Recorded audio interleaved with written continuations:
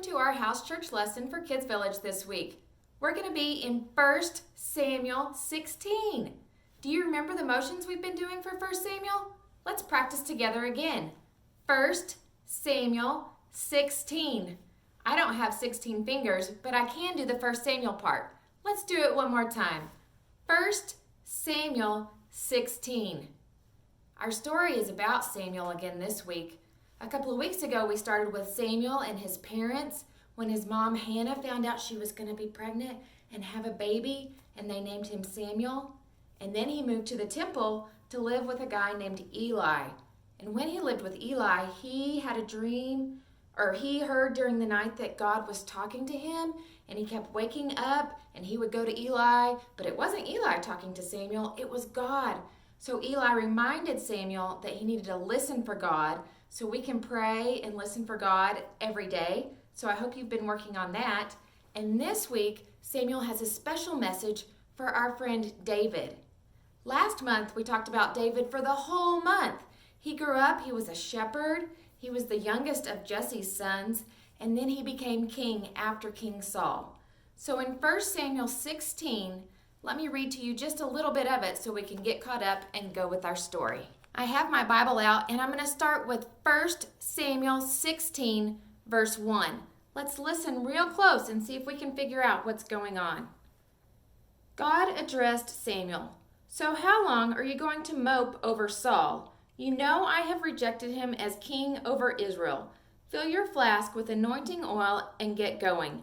I'm sending you to Jesse of Bethlehem. I've spotted the very king I want among his sons. So right there, God was telling Samuel, we need to find a new king.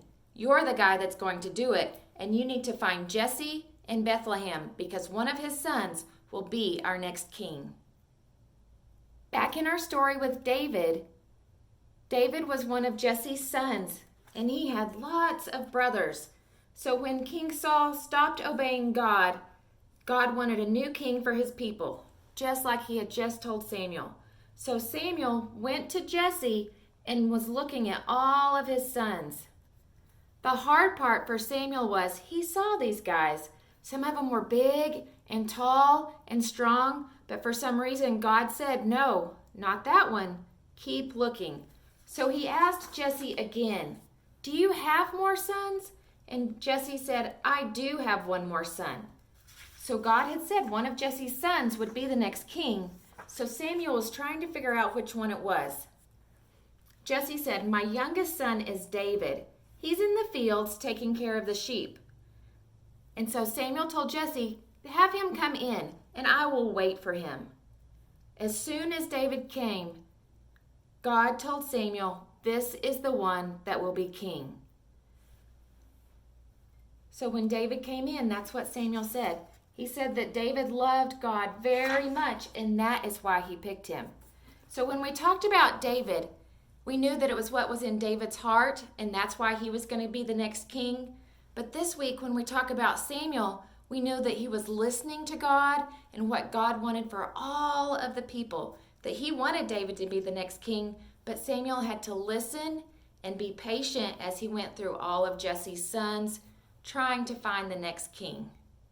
In 1 Samuel chapter 16, verse 7, God told Samuel, looks aren't everything. Don't be impressed with his looks and his stature.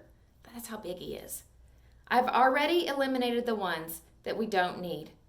God judges persons differently than humans do. Men and women look at the face. God looks into the heart. And that's when Jesse and David and Samuel all knew that Samuel was listening to God and that David was going to be the next king because of what was on the inside. In 1 Samuel chapter 16, verse 13, let me read it to you so we'll know how this story ends. Samuel took his flask of oil and anointed David with his brothers standing around watching. The Spirit of God entered David like a rush of wind, God vitally empowering him for the rest of his life. Samuel went home to Ramah.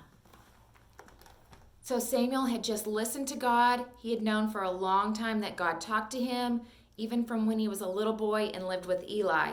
And Samuel kept listening to God, and kept praying. And in this story, Samuel knew that God wanted David to be the next king, and that's how David was chosen when Samuel anointed him. Thanks for watching, and we'll see you next week with a new character from the Bible that we're going to study about. Have a great week.